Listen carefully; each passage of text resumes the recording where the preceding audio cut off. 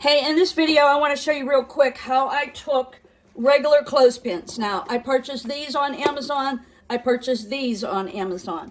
They used to be this color when I first got them.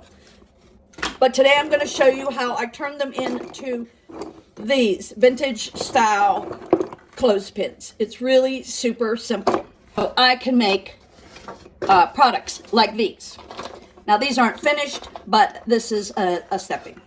I take this nice big pot that I got at the Goodwill. This thing was so grungy, they must have used it as a deep fryer because it was just caked in grease. But after a little elbow grease, I got it down. So I just took this pot. Now, normally you would just use, and these are just regular dollar store products. Distilled vinegar, $1.25.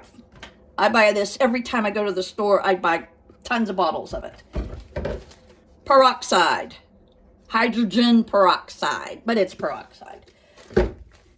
Regular salt. Now this says sea salt, but you don't need sea salt. You can just use regular iodine salt. And I think actually iodine salt works better. And then the little secret ingredients is steel wool. Now these are, steel wool that you would find in the hardware store, but you can also get them on Amazon. I will click the link in the description below. Now, normally what you would use to stain wood is the steel wool and the vinegar.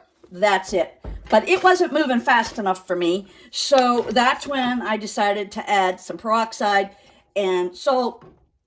This is how I stain like bobby pins, not bobby pins. This is how I stain safety pins and jingle bells that are real shiny. I put them in this type of a mixture. But these sat in overnight. Then I lay them out and I let them dry, or I put them in the oven and dry. And now you get that really stained type of old vintage style old vintage style clothespins that you see online everywhere. Make your own. And then you can make products like this, package these in bundles, sell them like that. And there you go. So that's your crafting tip for today.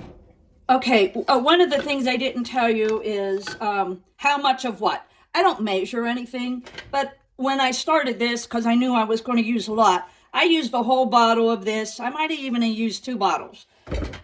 And then I dumped in a whole bunch of this. I don't measure it. And then I just sprinkled over the top with the salt and stirred around. And I put these in.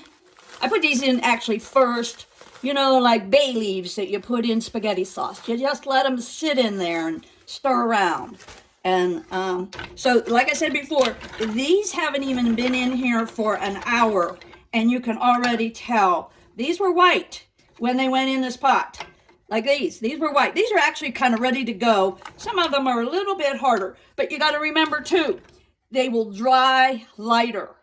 So that's why I'm leaving them sit in here. They might look like they're ready to go, but I want them darker. So I'm going to let them sit in here for quite a while before I take them out. And then I'll put them on the rack.